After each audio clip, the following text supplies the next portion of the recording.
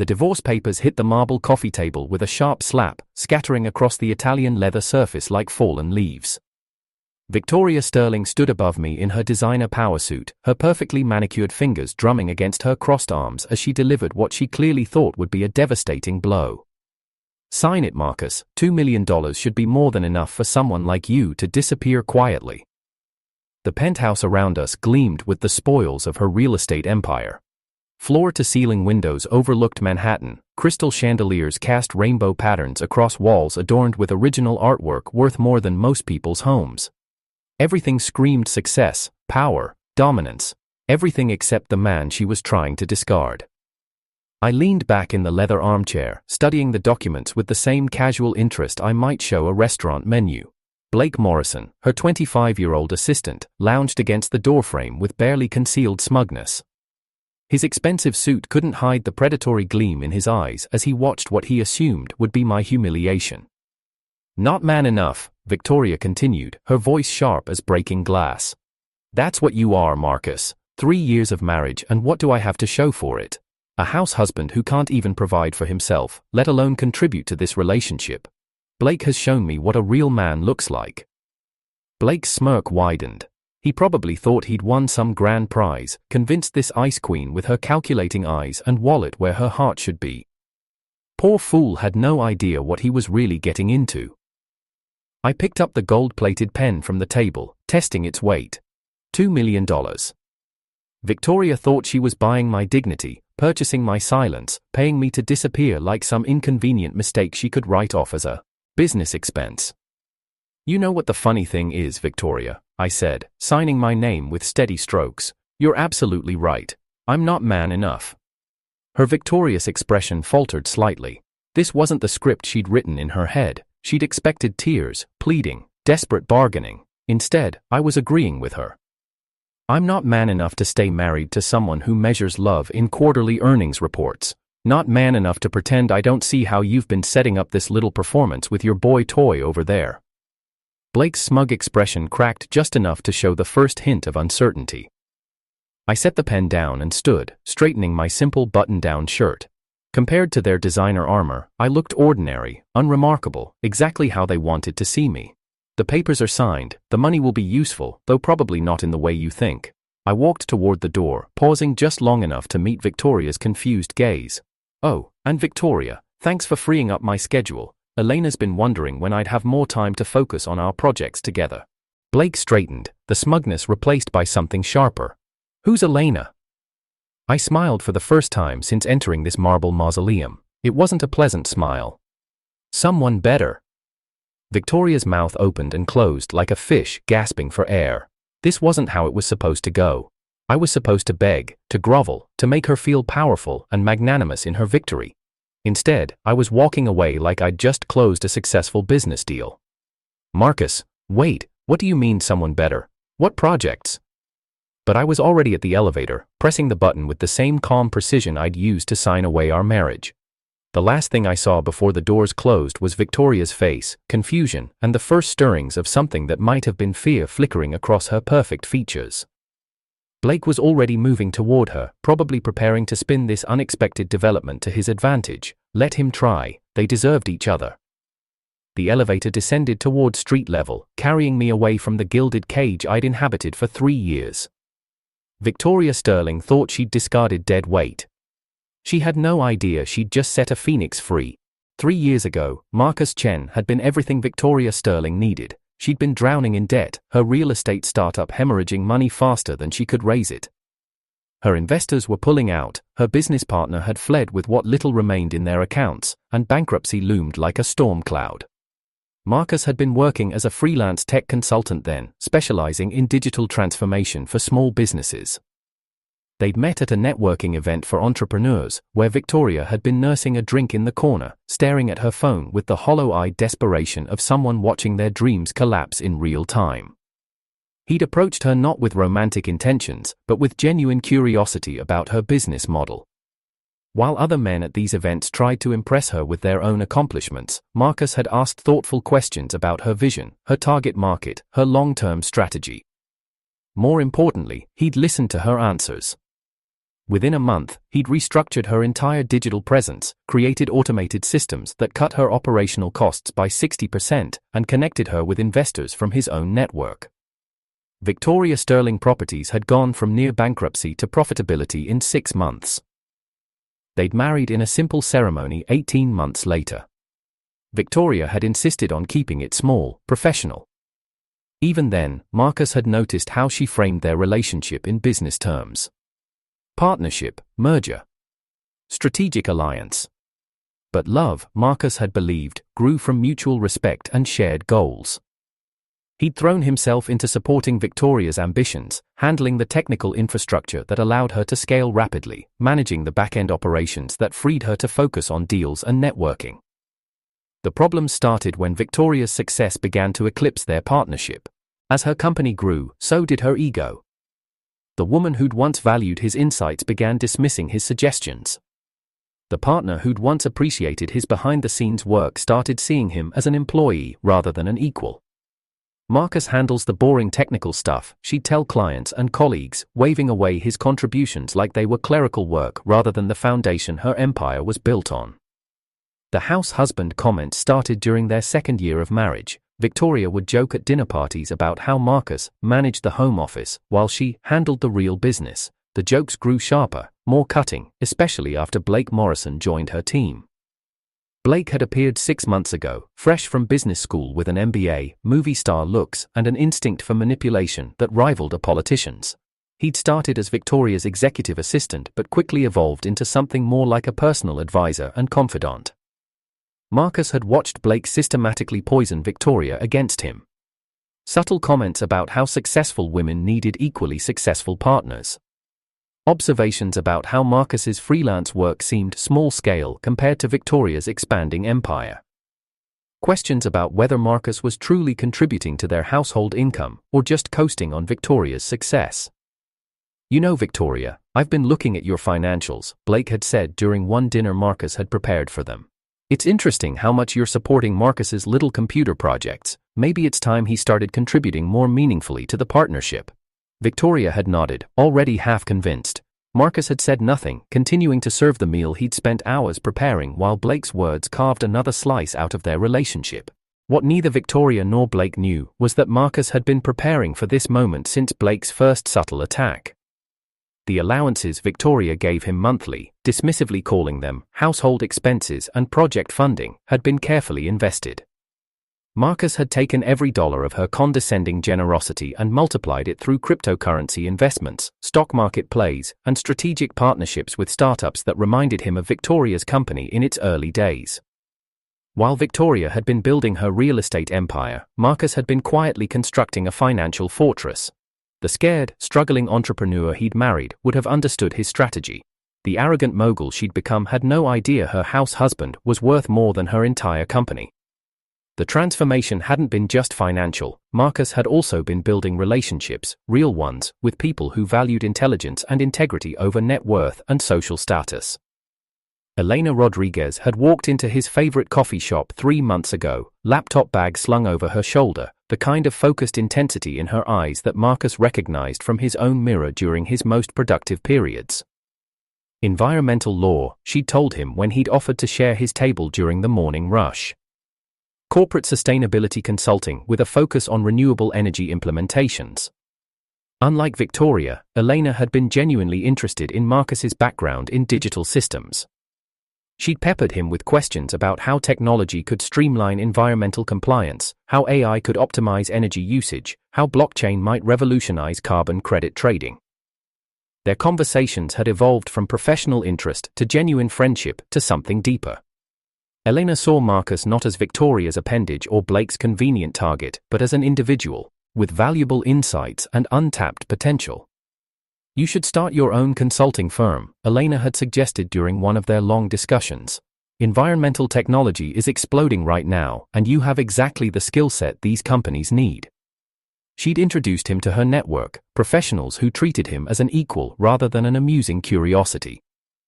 For the first time in months, Marcus had remembered what it felt like to be respected for his mind rather than tolerated for his usefulness.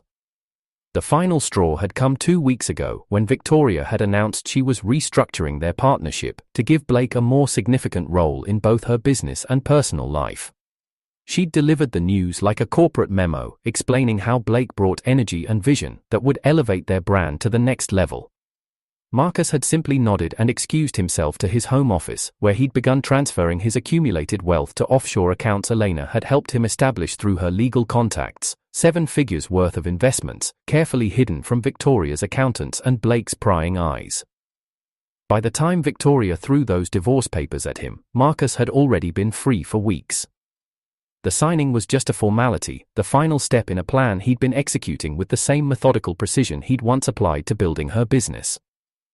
Victoria Sterling thought she was discarding dead weight. She had no idea she'd just freed the architect of her own success to build something entirely new. And unlike their marriage, this new venture would be built on mutual respect, genuine partnership, and the kind of love that couldn't be quantified in quarterly reports. Blake Morrison thought he'd won the prize. Marcus almost felt sorry for him. Almost.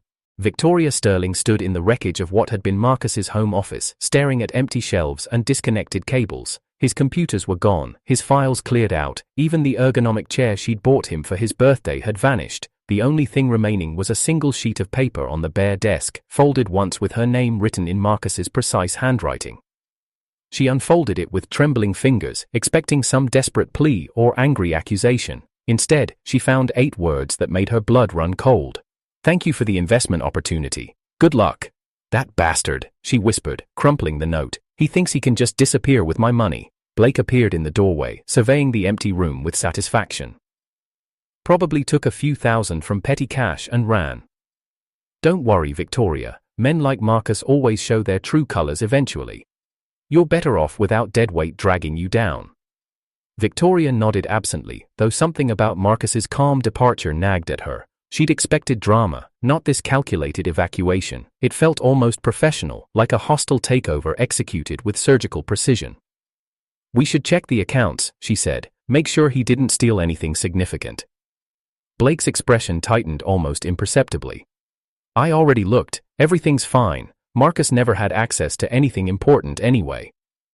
300 miles north, Marcus stood on the deck of a timber-frame cabin overlooking Pine Lake, breathing mountain air that tasted like freedom. The property had cost him less than Victoria spent on her monthly shopping trips, but the view was worth more than all her Manhattan luxury combined.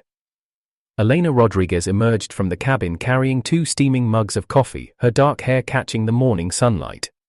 She'd traded her corporate lawsuits for hiking boots and flannel shirts, looking more relaxed than Marcus had ever seen her during their city meetings. "The contractor says we can start converting the barn into office space next week," she said, handing him a mug. "It'll be perfect for the tech infrastructure you're planning." Marcus smiled, accepting the coffee and the easy intimacy of the gesture. "Rodriguez Environmental Consulting has a nice ring to it." "Chen Rodriguez Environmental Solutions," Elena corrected with a grin. "We're partners in this, remember? Equal partners." The word hit Marcus like a revelation. When was the last time Victoria had called him her partner without making it sound like charity? "I transferred the seed capital this morning," Marcus said. $2 million for startup costs, another $3 million for the first year of operations. We'll be profitable by month 6 if my projections are correct. Elena nearly choked on her coffee. $5 million? Marcus, where did you get $5 million? Marcus's smile turned mysterious. Let's just say Victoria wasn't the only one making smart investments over the past 3 years. Back in Manhattan, Victoria was discovering that Blake's confidence about their financial security had been misplaced. Her forensic accountant, Patricia Wong, sat across from Victoria's desk with a grim expression and a folder full of irregularities. The discrepancies started about 4 months ago, Patricia explained. Small at first, then accelerating. Inflated contractor payments, mysterious consulting fees, expense reports for services I can't verify. Victoria's stomach clenched. How much are we talking about? Conservatively, $500,000, possibly more once I dig deeper. Blake chose that moment to stride into the office, his usual confident swagger intact. Victoria darling, I need to discuss the Henderson deal. The timeline's been moved up. Sit down, Blake. Victoria's voice was ice. Patricia's found some interesting patterns in our accounts. Blake's step faltered for just a moment before he recovered. Patterns? What kind of patterns? Patricia slid a spreadsheet across the desk. Perhaps you could explain these consulting payments to Morrison Advisory Services. It's interesting that they started right after you joined the company. The color drained from Blake's face, but he maintained his composure. Those are legitimate business expenses approved by Victoria. I never approved any payments to Morrison Advisory Services, Victoria said quietly, because until 30 seconds ago, I didn't know it existed. Blake's mask began to slip. Look, Victoria, there's been a misunderstanding. Those payments were for specialized market research, confidential stuff that needed to be kept off the regular books. Victoria stood slowly, her hands flat on the desk. Get out of my office, get out of my building. If I see you anywhere near my company again, I'll have you arrested. Blake's facade crumbled entirely. You can't do this to me. I made this company. I brought vision and energy while your pathetic husband was dragging you down. Everything good that's happened here has been because of me. Security, Victoria called through her intercom. Blake Morrison is to be escorted from the building immediately. As security led Blake away, he turned back with venomous desperation. You'll regret this, Victoria. You have no idea what I'm capable of. Victoria sank into her chair as the office door closed. Patricia Wong watched sympathetically as the full weight of her situation settled in. How bad is it really? Victoria asked. Bad. The stolen money is just the beginning. Blake had access to client files, bidding strategies, proprietary market analyses, if he decides to go scorched earth. Victoria felt the walls closing in. Blake knew everything about her business operations, her client relationships, her expansion plans. He could destroy her with the information he'd stolen. For the first time since throwing those divorce papers at Marcus, Victoria wondered if she'd made a terrible mistake. Marcus had never betrayed her trust. He'd built systems to protect her business, not exploit it. He'd supported her ambitions without trying to supplant them. Now she was alone with a company hemorrhaging money, a vengeful former employee armed with her secrets, and a husband who'd vanished so completely that her private investigator couldn't even find a forwarding address. Victoria pulled out her phone and dialed Marcus's number, knowing it was pointless. The automated message confirmed what she already knew. The number had been disconnected. In Pine Ridge, Marcus and Elena were reviewing architectural plans for their new office complex when his old phone buzzed with notification of Victoria's attempted call. He glanced at the screen, then turned the device off without comment. Elena noticed the gesture. Second thoughts. No, Marcus said firmly. Victoria made her choice. Now she gets to live with the consequences while I focus on building something real with someone who actually values what I bring to the table. He pulled Elena closer, kissing her temple as they returned to their plans. Outside the cabin windows, Pine Lake reflected the clear mountain sky like a mirror, showing them a world where respect and genuine partnership weren't just possible, but inevitable. Victoria's world of marble and crystal was cracking apart, while Marcus's world of timber and lake water was just beginning to take shape. Marcus woke before dawn in his Pine Ridge cabin, the familiar weight of 3 years pressing against his chest like a physical thing. Even in this mountain sanctuary, surrounded by Elena's warmth and the promise of a new beginning, the psychological scars Victoria had carved into him throbbed like phantom limbs.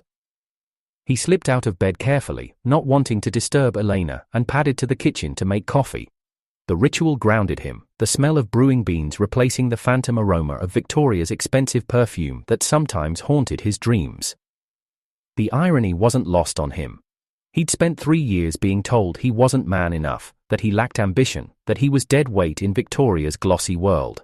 Now, standing in a kitchen he'd chosen, in a home he'd bought with money he'd earned through investments Victoria never knew existed, he felt more masculine and powerful than he ever had in her Manhattan penthouse. But healing wasn't linear. "You're up early," Elena's voice carried from the doorway. She wore one of his flannel shirts over her pajamas, her hair tousled from sleep. The sight of her in his clothes, comfortable and unguarded, sent a warmth through his chest that had nothing to do with the coffee. Couldn't sleep. Too many thoughts. Elena crossed to him, slipping her arms around his waist from behind. Unlike Victoria, who treated physical affection like a business transaction with specific terms and conditions, Elena's touch was natural, unconscious, generous. "Want to talk about it?" Marcus leaned back against her, feeling the tension in his shoulders ease. "I keep thinking about the person I was when I married her, so eager to help, to build something together. I gave her everything I had, and somehow that made me worthless in her eyes. You weren't worthless, she was too blind to see what she had. The words were simple, but they carried a conviction that Victoria's compliments had never possessed. When Victoria praised him, it felt like approval from a superior. When Elena spoke, it felt like recognition from an equal. Marcus turned in her arms, studying her face in the early morning light. How do you do that? How do you make me believe I'm actually worth something? Because you are. Elena's hands cupped his face.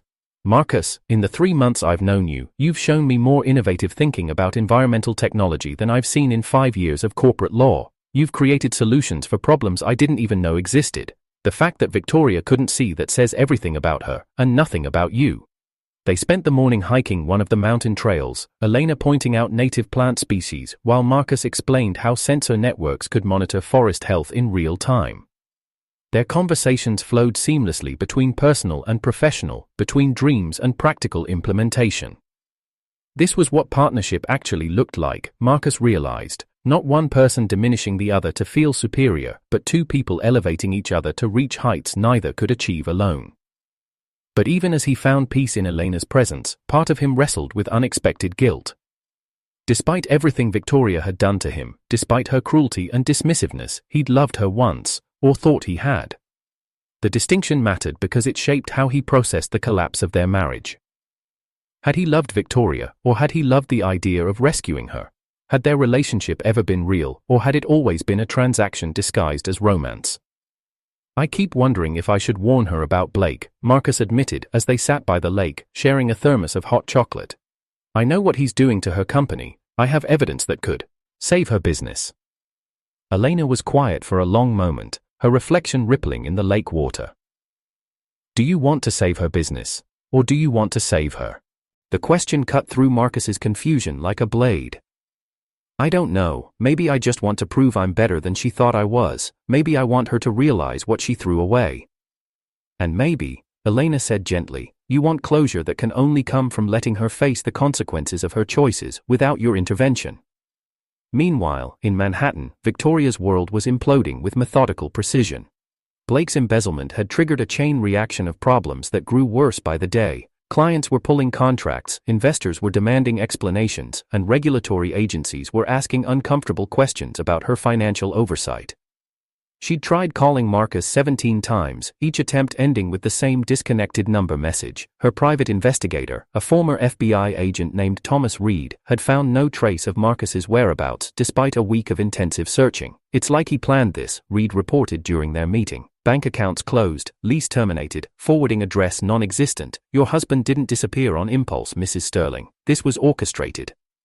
Victoria sat in her penthouse, surrounded by the luxury that had once made her feel powerful. Now it felt like a museum display of her own arrogance. The art on the walls, the designer furniture, the panoramic view of Manhattan, all of it seemed hollow without someone to share it with. For the first time in years, she thought about the early days of her relationship with Marcus. The way he'd believed in her vision when everyone else saw only a failing startup. The quiet hours they'd spent working side by side, building something together. The genuine pride in his eyes when she closed her first major deal. When had that man become invisible to her? When had his support become something she expected rather than treasured? The answer was uncomfortable but unavoidable. She'd started taking Marcus for granted the moment her success exceeded his, the moment she'd stopped needing his help and started seeing him as a liability. Blake had simply exploited a crack that already existed in their foundation.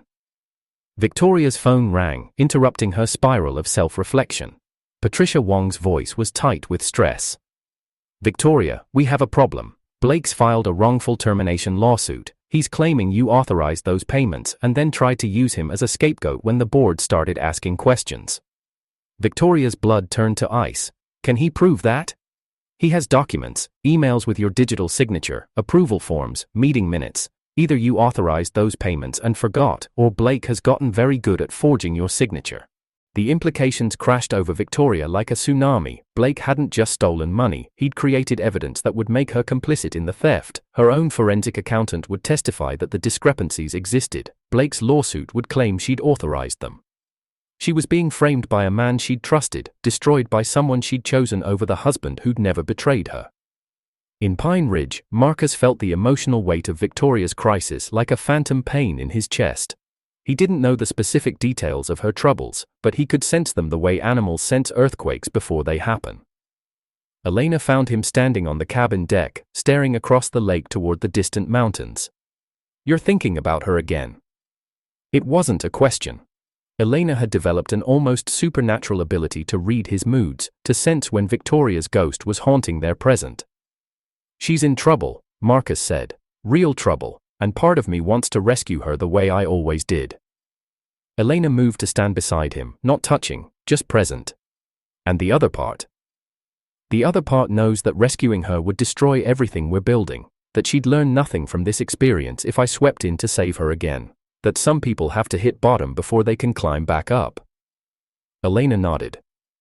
"What does your heart tell you to do?" Marcus was quiet for a long time, listening to the lap of water against the dock, the whisper of wind through the pines. When he spoke, his voice carried a certainty that surprised him. "My heart tells me to build something beautiful with you and let Victoria save herself." For the first time since signing those divorce papers, Marcus felt completely free. Victoria's private investigator had finally earned his substantial fee. Thomas Reed sat across from her in the penthouse conference room, a manila folder thick with photographs, financial records, and surveillance reports spread between them like evidence of her own blindness. "Your husband wasn't just managing household expenses, Mrs. Sterling. He was running a sophisticated investment operation with multiple high-net-worth partners." Victoria's hands trembled as she picked up the first photograph. Marcus, dressed in an impeccable navy suit she'd never seen before, shaking hands with Samantha Walsh outside Walsh Industries headquarters. Samantha Walsh, the tech heiress whose AI company had just been valued at $2 billion. When was this taken? 3 months ago, same week he had lunch with Priya Patel from Patel Pharmaceuticals and dinner with Isabella Torres from Torres Fashion Group. The names hit Victoria like physical blows. These weren't random business contacts. These were titans of their respective industries, women whose success made Victoria's real estate empire look modest by comparison. Reed slid another document across the table. Financial analysis shows Marcus has been their silent partner in multiple ventures over the past 2 years. His initial investments with each of them have grown exponentially. Conservative estimate puts his current portfolio at $25 million. $25 million. Victoria's mind reeled. She'd been giving Marcus a monthly allowance of $5,000, treating it like charity, like payment for household management. He'd been turning her condescending generosity into a fortune that dwarfed her own. "There's more," Reed continued. "Each of these women speaks about Marcus with genuine respect and affection. My sources say they consider him their most trusted advisor. Walsh specifically calls him the best strategic mind I've ever worked with." Victoria stared at the photographs, seeing Marcus through entirely new eyes. The man she'd dismissed as her house husband had been operating at a level she'd never imagined, building relationships with people she could only dream of accessing. "The real kicker," Reed said, "is that he was never using your money for these investments. Bank records show he was using dividends from previous investments, plus his own consulting income that he never told you about. Your monthly allowances were just pocket change to him." The revelation was devastating. Marcus hadn't needed her money. He'd been building an empire while she'd been treating him like a kept man. Every condescending comment about his contribution to their household had been delivered to someone who was quietly out-earning her by orders of magnitude. "Where is he now?" "Pine Ridge, Colorado. Bought a property there 6 months ago under an LLC. He's not hiding, Mrs. Sterling. He's building something new." Meanwhile, Blake Morrison's desperation had reached critical mass. Victoria's investigation into his embezzlement had frozen his access to company accounts and triggered a forensic audit that would eventually uncover every fraudulent transaction. His wrongful termination lawsuit was a Hail Mary attempt to muddy the waters, but he knew it wouldn't hold up under scrutiny. Blake had spent the week liquidating everything he could, converting stolen assets into cryptocurrency and preparing for a hasty exit from the country. But first, he needed to ensure Victoria couldn't pursue him legally. That meant destroying her credibility entirely. He'd been working through the night in his apartment, creating a final document dump that would implicate Victoria in not just the embezzlement, but a broader pattern of financial fraud. Forged emails showing her authorized in illegal transactions, fabricated meeting minutes demonstrating her knowledge of questionable deals, doctored financial statements that would suggest systematic deception. The plan was elegant in its viciousness. He'd release everything to the SEC, the FBI, and the financial press simultaneously, creating such a firestorm of scandal that Victoria would be too busy defending herself to pursue him. By the time investigators sorted truth from fiction, Blake would be living comfortably in a non-extradition country. There was just one problem. Blake's research into Victoria's finances had revealed Marcus's investment activities, and some of those activities overlapped with Blake's own fraudulent schemes. If investigators dug deep enough, they might discover that Marcus had documentation proving Blake's guilt. Blake needed Marcus silenced permanently. In Pine Ridge, Marcus and Elena were dealing with their own crisis. Environmental protesters had surrounded their newly constructed office building, convinced that Chen Rodriguez Environmental Solutions was another corporate greenwashing operation designed to help polluters buy their way out of accountability. "We're not your enemy," Elena tried to explain to the crowd leader, a passionate young woman named Sarah, who'd organized the demonstration. "We're developing technology to help companies reduce their actual environmental impact, not just offset their carbon credits." "That's what they all say," Sarah shot back. "You take corporate money and give them a green stamp of approval while the planet burns." Marcus stepped forward, his voice calm but firm. "What if I could show you exactly what we're building? Real technology, real solutions, not paperwork." The crowd murmured skeptically, but Sarah nodded. "Fine, show us." Marcus led them into the facility, where banks of servers hummed quietly next to displays showing real-time environmental data from sensors deployed across 3 states. The technology was impressive, monitoring everything from air quality to water table levels to force at health with unprecedented precision. "This isn't about helping companies look good," Marcus explained. "It's about giving them the tools to actually be good. You can't manage what you can't measure." Sarah examined the displays, her hostility gradually replaced by cautious interest. "This is actually legitimate environmental monitoring." "More than that," Elena added. "We're creating open-source algorithms that will be freely available to environmental groups, regulatory agencies, and anyone else who wants to hold corporations accountable." The protesters began to disperse, some even apologizing for the misunderstanding. Marcus felt a surge of pride watching Elena handle the situation with grace and professionalism. This was what he'd never had with Victoria, a partner who could stand beside him as an equal, facing challenges together instead of being protected from them. But their moment of triumph was interrupted by Sarah's urgent voice. "Guys, you need to see this." She was holding her phone, displaying a news alert that made Marcus's blood run cold. The headline read, "Real estate mogul Victoria Sterling under federal investigation for financial fraud." Elena read over his shoulder, her hand finding his arm. "Marcus, this is serious. They're talking about criminal charges, prison time." Marcus scrolled through the article, recognizing Blake's handiwork in every fabricated detail. The timing was too convenient, the evidence too comprehensive, the charges too perfectly designed to destroy Victoria's credibility. "He's trying to frame her," Marcus said quietly. "Blake's been planning this for months." Elena's grip tightened on his arm. "What are you going to do?" Marcus stared at the phone screen, watching his ex-wife's life implode in real time. Victoria had wounded him deeply, had made him question his own worth for years, but watching Blake systematically destroy her with lies and fabricated evidence felt like witnessing a murder. "I don't know," he admitted. "She made her choices. She trusted Blake over me, chose him over our marriage. Maybe this is just the natural consequence of her decisions." But even as he said the words, Marcus knew they weren't true. Victoria deserved to face the consequences of her actual mistakes, not be destroyed by Blake's calculated deception. The question was whether saving her would mean sacrificing everything he'd built with Elena, everything he'd worked toward in his new life, and whether Victoria Sterling was worth that sacrifice. The answer would determine not just Victoria's fate, but the kind of man Marcus chose to be in the aftermath of their broken marriage. The dinner party at Marcus's Pine Ridge retreat was meant to be a celebration. Chen Rodriguez Environmental Solutions had just secured their 3rd major contract, and Marcus had invited his business partners to toast their success in the mountain air that had become synonymous with his new beginning. Samantha Walsh arrived first, her Tesla winding up the mountain road with characteristic precision. The tech heiress stepped out wearing designer hiking boots and a casual outfit that probably cost more than most people's monthly salary, but her smile was genuine as she embraced Marcus. I still can't believe you were hiding this place from us, she said, gazing at the custom-built retreat center that had replaced Marcus's simple cabin. The new facility blended seamlessly with the natural environment, all sustainable materials and renewable energy systems, but with amenities that could accommodate high-level business meetings. Priya Patel arrived next in a hybrid SUV, followed closely by Isabella Torres in her signature electric sports car. The three women who had become Marcus's closest business partners represented billions in combined net worth, but more importantly, they represented the kind of professional relationships built on mutual respect and shared vision. Elena emerged from the main lodge wearing a flowing dress that caught the evening light, her role as both romantic partner and business equal clearly established. She greeted each woman warmly, their easy camaraderie evidence of relationships built over months of successful collaboration.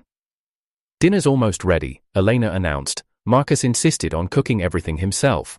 Of course he did, Isabella laughed. The man who revolutionized my supply chain logistics is making us dinner. I love the Renaissance man approach.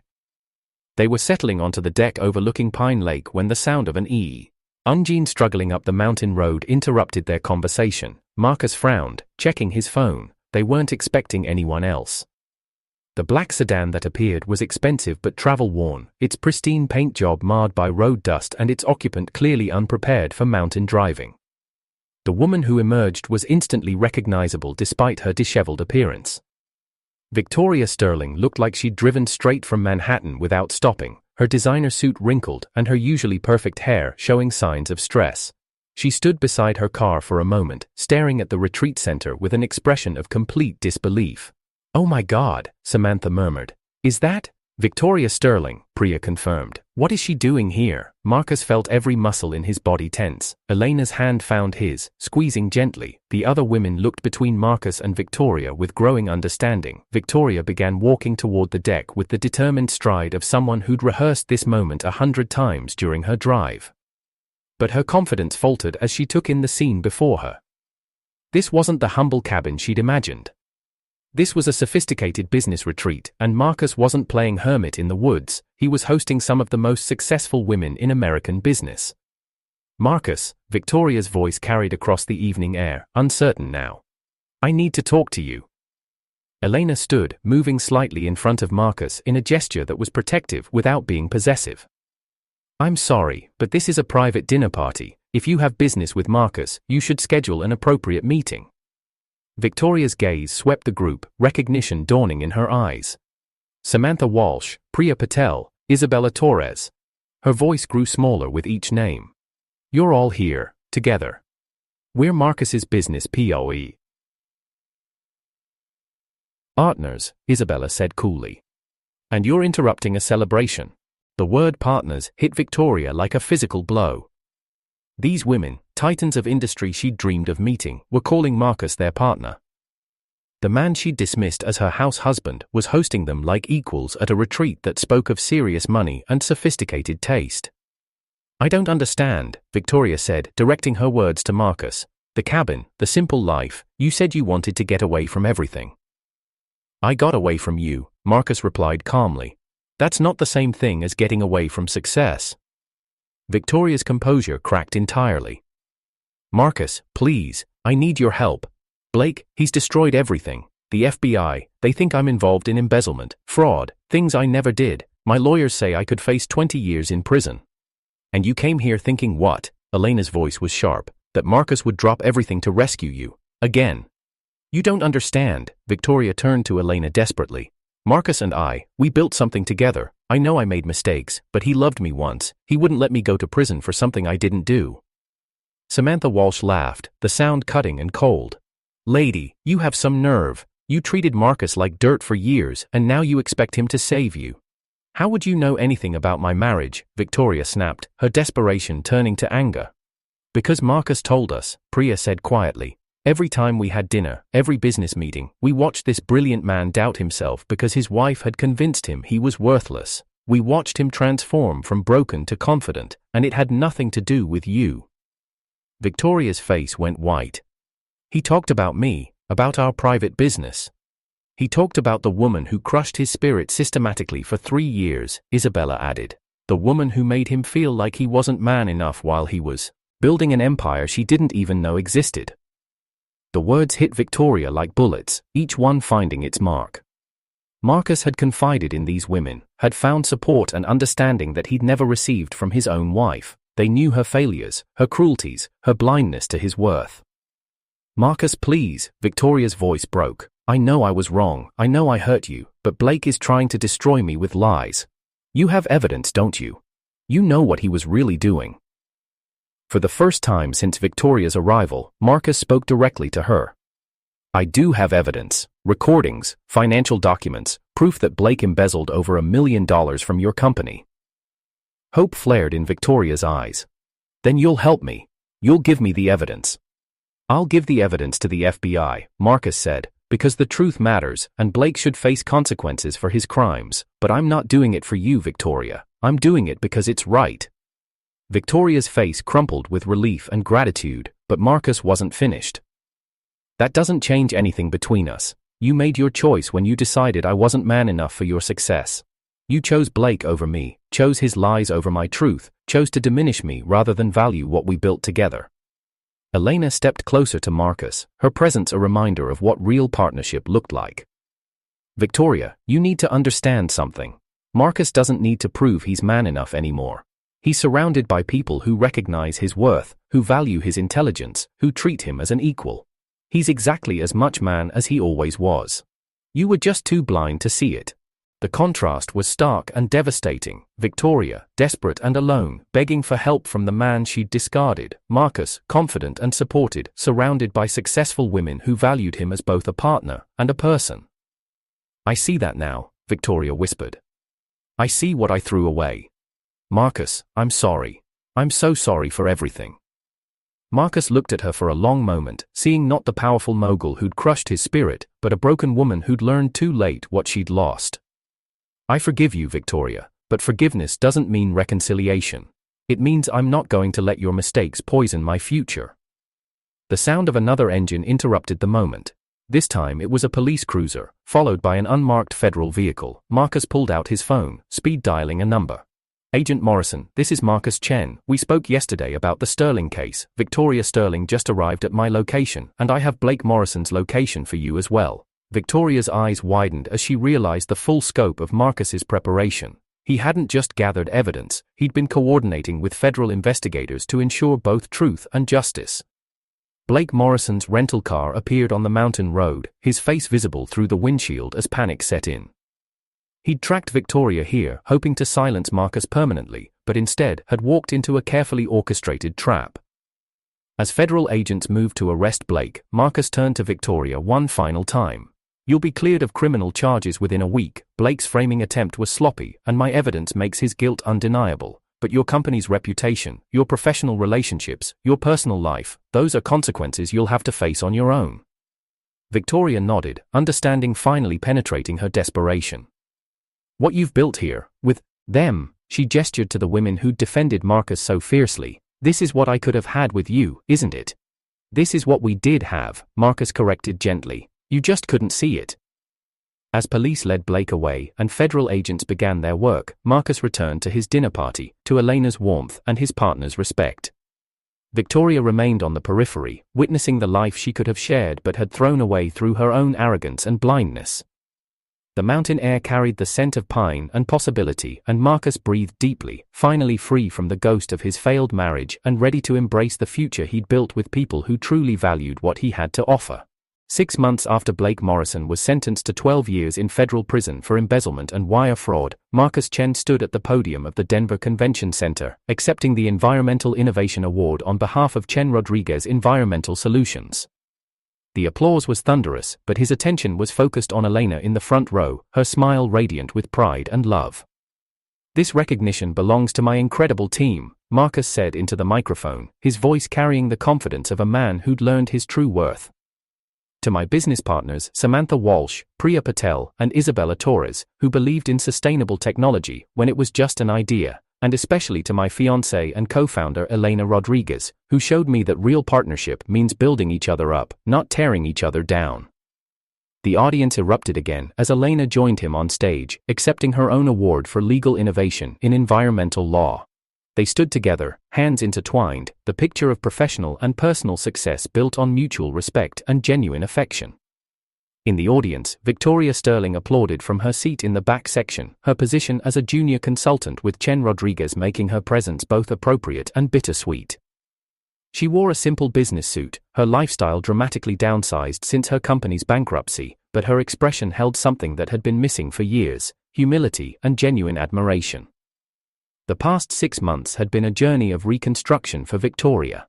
Marcus's evidence had cleared her of criminal charges, but the damage to her reputation and business had been catastrophic. Sterling Properties had collapsed under the weight of scandal and client defections, leaving Victoria with massive debts and no professional prospects.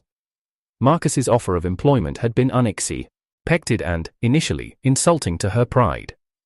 Junior consultant, reporting to Elena, working on environmental compliance projects for mid-tier real estate developers.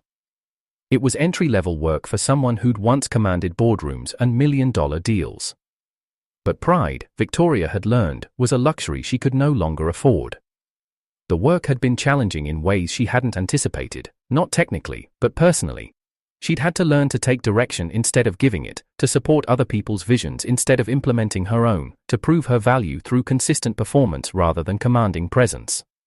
Elena had been a demanding but fair supervisor, treating Victoria with professional courtesy while maintaining clear boundaries. There had been no personal warmth, no friendship offered, just the opportunity to rebuild her career through competent work and reliable performance. "You're good at this," Elena had told her after Victoria's 3rd month, reviewing a comprehensive environmental impact report. "You understand the regulatory landscape better than I expected."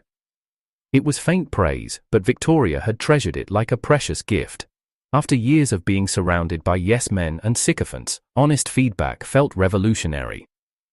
Marcus had been politely distant but never cruel. He'd asked about her mother's health, remembered her birthday with a card signed by the office staff, included her in team meetings where her expertise was relevant. He treated her like what she was, a competent employee with a complicated history, nothing more or less.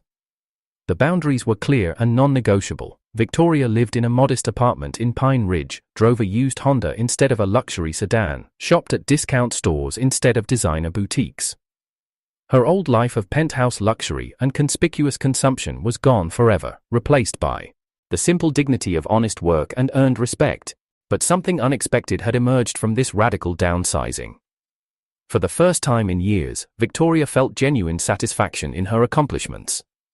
The environmental projects she worked on had measurable positive impacts, the clients she served appreciated her expertise, the work itself mattered in ways that luxury real estate development never had. After the awards ceremony, there was a reception in the hotel ballroom. Victoria lingered at the edge of the crowd, watching Marcus and Elena move through the room like the power couple they'd become. Samantha, Priya, and Isabella flanked them, their combined influence creating a gravitational field that drew investors, government officials, and environmental leaders into their orbit. This could have been her life, Victoria realized without the bitter sting that thought once carried. She could have been the woman at Marcus's side, building an empire based on innovation and integrity instead of ego and exploitation, but that possibility belonged to a different person, someone who'd valued substance over appearances, partnership over dominance. Contemplating might-have-beens? Victoria turned to find Elena approaching with 2 glasses of champagne. Her former supervisor looked stunning in a flowing green dress that complemented her engagement ring, but her expression was cautiously friendly rather than warm. "Actually, I was thinking about what is," Victoria replied, accepting the offered glass. "This is an incredible achievement, Elena. You and Marcus have built something remarkable." Elena studied her for a moment, perhaps looking for hidden sarcasm or manipulation. Finding none, her posture relaxed slightly. "It's been a good year. The business is thriving, the environmental impact is measurable, and Marcus is happy, really happy, maybe for the first time since I've known him." Victoria felt a pang at those words, but it was clean pain, like the ache of a healed bone that occasionally reminded you it had once been broken.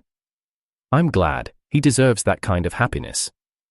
They stood in comfortable silence, watching Marcus demonstrate a tablet application to a group of potential investors. His passion for the technology was evident, his expertise undeniable, his confidence natural and unforced. "Victoria," Elena said finally, I want you to know that the consulting position isn't charity. You've earned your place on the team through good work and professional behavior. Marcus and I both respect what you've accomplished this past year." The words meant more to Victoria than any compliment she'd received during her years of business success. This was recognition based on merit, not manipulation or fear or social obligation. "Thank you, that means everything to me." Elena nodded, then moved away to rejoin the celebration. Victoria remained at the periphery, no longer belonging to Marcus's inner circle but not excluded from his professional world either. It was exactly what she deserved, a second chance earned through humility and sustained effort. Later that evening, as the reception wound down, Marcus approached Victoria near the hotel entrance. Elena was saying goodbyes to their business partners, giving him a moment for private conversation. "How are you finding the work?" Marcus asked, his tone genuinely interested rather than perfunctory. "Challenging, meaningful, different from anything I did before." Victoria paused, choosing her words carefully. "I understand now why you found satisfaction in behind-the-scenes work. There's something pure about solving problems without needing credit for the solution." Marcus nodded, perhaps recognizing the philosophical shift that comment represented. "Elena says you're interested in our watershed protection project in Montana." "Very interested. It combines regulatory compliance with actual environmental improvement. The kind of work that makes a difference." They talked for a few more minutes about technical aspects of the project, their conversation professional but not impersonal. When Elena rejoined them, ready to return to their mountain home, Marcus extended his hand to Victoria in farewell. "Good work this year, Victoria. Keep it up." She shook his hand, feeling the finality and the possibility in that simple gesture. The past was acknowledged but not dwelt upon. The future was open but not guaranteed. Everything depended on the choices she made going forward. As Marcus and Elena walked away together, Victoria felt a profound sense of closure. She'd lost the great love of her life through her own failures, but she'd found something unexpected in return: self-respect, meaningful work, and the possibility of redemption through consistent good choices. The mountain air was crisp with autumn promise as she walked to her modest Honda, keys jingling in the cool night. Tomorrow she'd return to her small apartment, her entry-level consulting work, her carefully budgeted life. It wasn't the existence she'd once imagined for herself, but it was honest and sustainable and entirely her own. Behind her, Marcus and Elena drove toward their mountain retreat, toward their wedding planning and their expanding business empire, toward a future built on the solid foundation of mutual respect and genuine love. Both journeys, Victoria realized, led exactly where they belonged.